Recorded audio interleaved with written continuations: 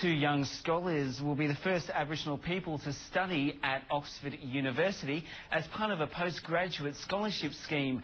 The scholarships are in honour of the late Charles Perkins, who's to this day an enduring icon in Indigenous affairs. Reporter Chris Munro has this report.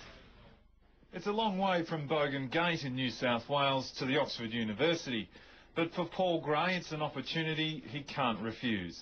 Both Mr Gray and Bidjara man Christian Thompson are about to experience firsthand the chance of a lifetime. And the duo will be the first blackfellas to ever do it. So you're both trailblazers in your own right, and I think Oxford University is just going to continue that trail that you're going to blaze. Through his scholarship, Paul will develop research on the neurobiological processes in children as a result of traumatic events early in life. And Christian will undertake doctoral studies in fine arts, including research into Indigenous Australian artefacts. Both candidates topped a strong field of entrants in the hotly contested scholarship. I can imagine you're just bursting with pride at the wonderful achievements of these two great guys.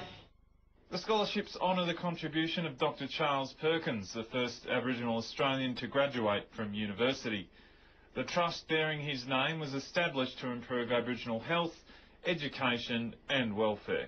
Our part would be if he was here today to see the two young men taking on what he called grasping the nettle. You know, he always used to say, if you've got two choices in life, take the most challenging one because that will make you grow. Congratulations.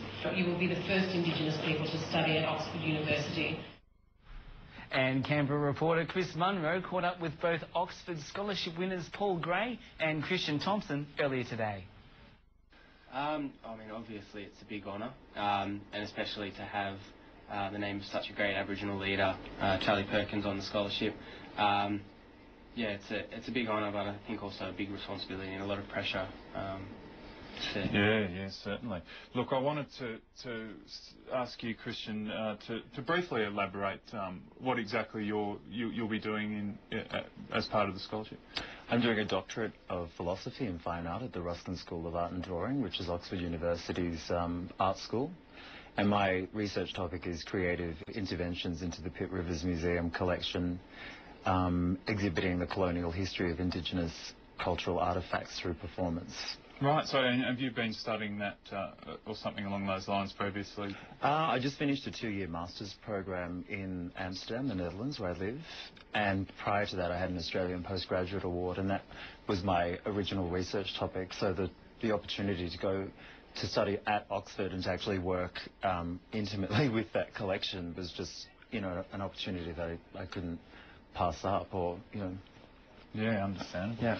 Now, Paul, could I also get you to briefly explain what you were doing? I understand it's almost a polar opposite to Christian. I'm doing a DPhil as a Doctor of Philosophy in experimental psychology.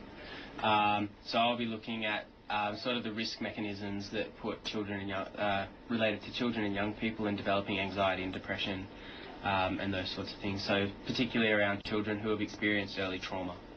And how that sort of affects them later on. Right. Now, just briefly, Christian, Paul mentioned it before. Obviously the name behind this whole scholarship system is one of reverence, Charlie Perkins. What does that mean to you personally? To, I suppose, carry on his legacy in a way. Well, I actually had the good fortune of meeting Charlie when I was 13, and he was doing a tour of schools in regional Queensland.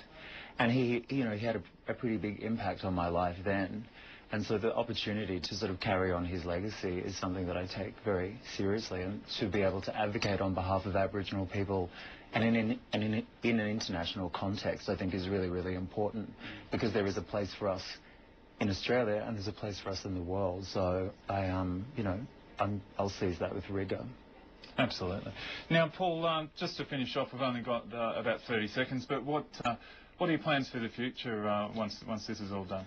I'm going to, after I come back from Oxford, I'll be working with children who have experienced early trauma and just trying to make sure that we support them and the people that look after them, the community and the families. And, yeah, working broader in that sort of field. And Christian, yourself? I'll continue to make work, and I think to sort of participate in the international art community and to sort of provide a platform for sort of collective expression of our culture in this in a contemporary context. So hopefully I can provide opportunities for other young Aboriginal people. Fantastic, guys. Christian and Paul, thank you very much for joining us. Cool, thank you.